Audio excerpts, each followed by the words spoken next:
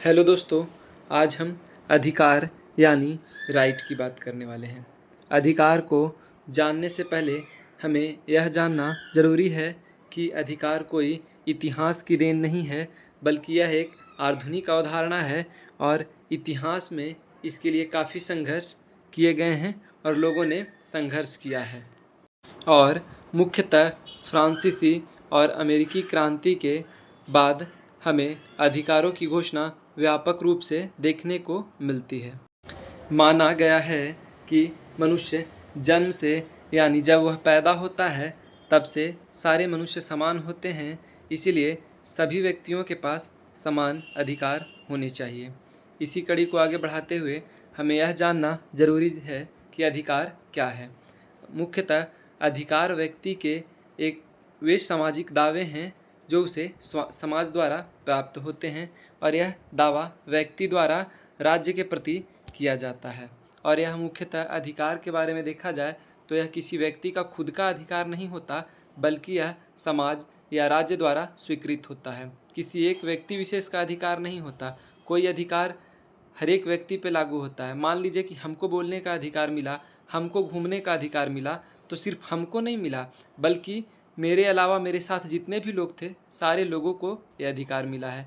मुख्यतः अगर देखा जाए तो हम भारतीय संविधान का जिक्र करें तो आर्टिकल 19 यानी अनुच्छेद 19 में 6 अधिकार मिले हैं, तो किसी एक व्यक्ति को तो 6 अधिकार नहीं मिला है। जितने लोग हैं और जितने लोग इस देश में रहते हैं उन्हें भी यह अधिकार मिला है। तो अधिकार किसी व्यक्ति विशेष का नहीं होता, बल्कि यह समाज का है और समाज के विरुद्ध अधिकार मिलता है, किसी व्यक्ति को नहीं मिलता है और समाज के दायरे में अधिकार मिलता है। और अधिकार का कोई ऐसा नहीं है कि अधिकार निरंकुश है, बल्कि यह अधिकार पे कुछ लिमिटेशन होते हैं कि क्या आप कर सकते हैं, क्या आप नहीं कर सकते हैं, चूँकि आप समाज में रहते हैं। और यह यूनिवर्सल यानी सार्वभौमिक दावे हैं। इसी क्रम को आगे बढ़ाते हुए हम देखेंगे कि जॉन लॉक जैसे उदारवादी विचारकों का मानना है कि व्यक्ति तार्किक रूप से समान होते हैं और व्यक्ति जन्म से भी समान हैं, इसलिए व्यक्ति को स्वतंत्रता का अधिकार, जीवन का अधिकार और संपत्ति का अधिकार मिलना चाहिए, यानी लाइफ लिबर्टी और प्रॉपर्टी का अधिकार मिलना चाहिए। आगे हम देखेंगे कि अधिकारों के विभिन्न सिद्धांत हैं जो कि अधिकारों को अलग अलग तरीके से हमारे सामने रखते हैं। तो सबसे पहले हम अधिकारों के प्राकृतिक सिद्धांत को देखेंगे, यानी प्राकृतिक अधिकार की बात करेंगे। प्राकृतिक अधिकार में मुख्यतः कहना है कि मनुष्य के स्वभाव, ये जो प्राकृतिक अधिकार है मनुष्य के स्वभाव से आते हैं, क्योंकि प्राकृतिक स्थिति में सभी मनुष्य समान थे और सभी को स्वतंत्रता का अधिकार, संपत्ति का अधिकार और जीवन का अधिकार प्राप्त था। और यहाँ तार्किक रूप से लोग अपने प्रति या अपने सहपाठियों के प्रति सही गलत का बोध रखते थे। अब क्योंकि प्राकृतिक की स्थिति में सभी मनुष्य को अधिकार दिए गए थे जो कि प्राकृतिक अधिकार थे, उसका संरक्षण कैसे किया जाए यह राज्य का मुख्य दायित्व है। तो प्राकृतिक स्थिति में जो हमें लाइफ, लिबर्टी एंड प्रॉपर्टी का जो अधिकार मिला था उसकी रक्षा राज्य को करनी चाहिए, ताकि किसी भी व्यक्ति को इन अधिकारों से वंचित नहीं किया जा सके। आगे हम देखेंगे कि प्राकृतिक अधिकार की अगुवाई कुछ विचारक करते हैं, जिसमें Hobbes, John Locke, Thomas Paine, Robert Nozick जैसे विचारक मुख्यतः देखे जाते हैं। प्राकृतिक अधिकार के बाद आगे हम अधिकारों का कानूनी सिद्धांत की बात करेंगे, जो मुख्यतः राज्य से जुड़ा हुआ है, यानी राज्य कानून का निर्धारण करती है, राज्य अधिकार का निर्धारण करती है और राज्य के बिना किसी भी प्रकार का कोई अधिकार नहीं होता है और कोई भी व्यक्ति राज्य के बिना किसी अधिकार का किसी प्रकार से कोई आनंद नहीं ले सकता है। तो यह मुख्यतः राज्य अधिकार या राज्य के कानूनी अधिकार का बात करता है, जो मुख्यतः राज्य से जुड़ा हुआ है, जो कि राज्य की स्थापना के बिना राज्य अधिकार या कानूनी अधिकार की बात नहीं की जा सकती है और ना ही इसकी रक्षा की जा सकती है। तो राज्य के पास अधिकार की रक्षा करने की शक्ति है और वह अधिकार को बढ़ा या घटा सकता है अपने समय अनुसार। तो ये जो कानूनी अधिकार है मुख्यतः इसे राज्य द्वारा दिए गए अधिकार या राज्य के अधिकार के रूप में हम देख सकते हैं। और इसमें भी कुछ विचारक हैं जो हमें देखने को मिलेंगे, जैसे कि सैलमंड हैं, ऑस्टिन हैं, जर्मी बेंथम जैसे विचारक कानूनी अधिकार की बात करते हैं, जो कि कानून द्वारा या राज्य द्वारा संरक्षित होता है। आगे हम अधिकारों का नैतिक सिद्धांत की बात करने वाले हैं, जो मुख्यतः नैतिकता से संबंधित है, जो हमें सही और गलत का बोध कराता है। हर एक मनुष्य सामाजिक प्राणी है और वह किसी न किसी समुदाय या समाज में रहता है, और हर समाज के अपने कुछ नैतिक मानक होते हैं जो मनुष्य को सिखाते हैं कि क्या सही और क्या गलत है। कहने का तात्पर्य है कि मानव स्वभाव में नैतिकता का तात्पर्य सही और गलत का बोध करवाना है।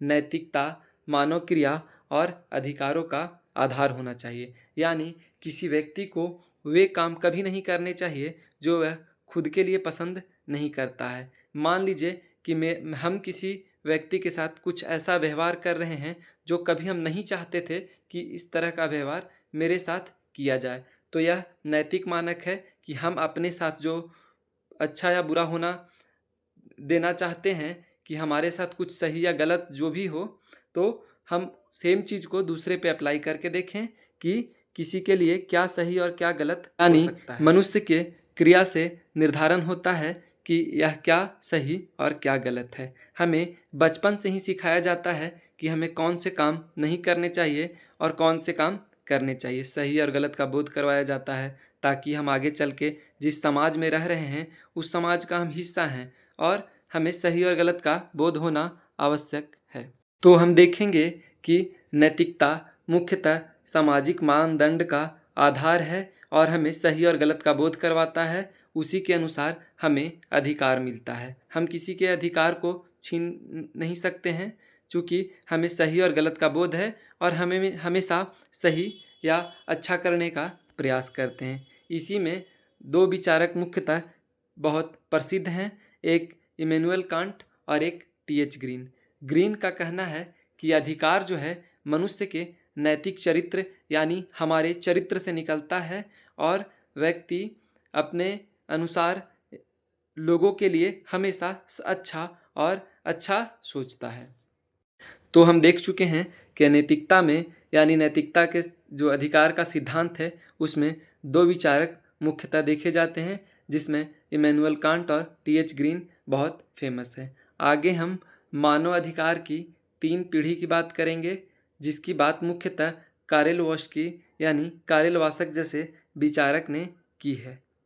कार्ले वास्की जैसे विचारक का कहना है कि हमें जो अधिकार मिले हैं वो हमें कोई एक बार या एक ही बार नहीं दे दिया गया है, बल्कि पीढ़ी दर पीढ़ी मिले हैं।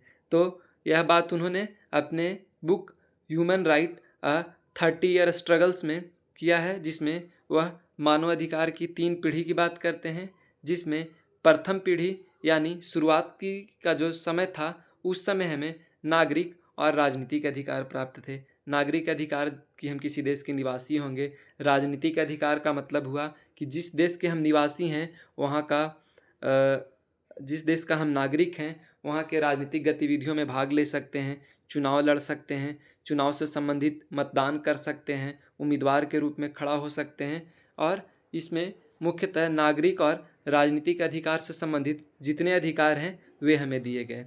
और दूसरी अधिकार की पीढ़ी में हम देखेंगे कि सामाजिक और आर्थिक अधिकार यानी आर्थिक अधिकार हमें दिए गए कि हम जिस समाज में रहते हैं उस समाज में हर एक व्यक्ति समान है, कोई छोटा बड़ा कोई ऊंच नीच नहीं है, और आर्थिक रूप से समान है, सभी समान हैं। हालांकि आर्थिक रूप से सभी समान हैं ऐसा कहना उचित नहीं होगा, क्योंकि आर्थिक समानता या आर्थिक अधिकार का मतलब यह नहीं है कि एक अरबपति और एक गरीब आदमी बराबर है, बल्कि यह है कि हर एक व्यक्ति को अपने जीवन यापन करने के लिए जो सबसे निम्नतर यानी सबसे कम ज़रूरत की चीज़ है वो कम से कम वह मिले और अपना गरिमामय जीवन जी सके। तो दूसरी पीढ़ी में हम देखेंगे कि सामाजिक और आर्थिक अधिकार दिए गए।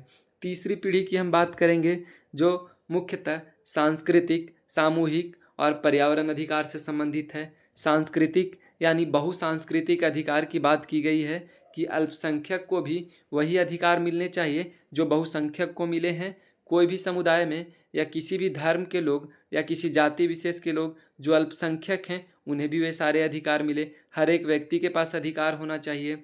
ठीक है, तो उसी तरह हम देखेंगे कि सांस्कृतिक या बहुसांस्कृतिक अधिकार की बात की गई, पर्यावरण से संबंधित अधिकार की बात की गई, जिसमें हम देखेंगे कि लोगों को स्वच्छ पर्यावरण में स्वच्छ वायु स्वच्छ जल की बात की गई कि लोगों को सभी तरह से साफ सुथरे पर्यावरण में रहने चाहिए। तो नए पीढ़ी में जितने अधिकार आ रहे हैं वे सारे तीसरी पीढ़ी के अधिकार हैं। इसमें हम थर्ड जेंडर के अधिकार को भी देखेंगे और भी बहुत सारे अधिकार देखेंगे जो आज के समय में हमें देखने को मिल रहे हैं, जैसे कि सोने का अधिकार यानी राइट टू स्लीप, और पर्यावरण का अधिकार तो हमें दिया ही गया है। इसके अलावा और भी बहुत सारे अधिकार हैं जो तीसरी पीढ़ी से संबंधित हैं और इसी तरह हमें और भी अधिकार दिए गए हैं। इस 3 पीढ़ी का जिक्र कारेल वासिक जैसे विचारक करते हैं और इनकी बुक का नाम है ह्यूमन राइट अ 30 ईयर स्ट्रगल। और हम देखेंगे कि अक्सर ये प्रश्न किसी न किसी एग्ज़ाम में पूछे जाते हैं, खासकर यूजीसी नेट पॉलिटिकल साइंस में अक्सर ये प्रश्न पूछे जाते हैं। धन्यवाद। अगर आपको यह वीडियो अच्छा लगा तो लाइक शेयर एंड सब्सक्राइब ज़रूर करें।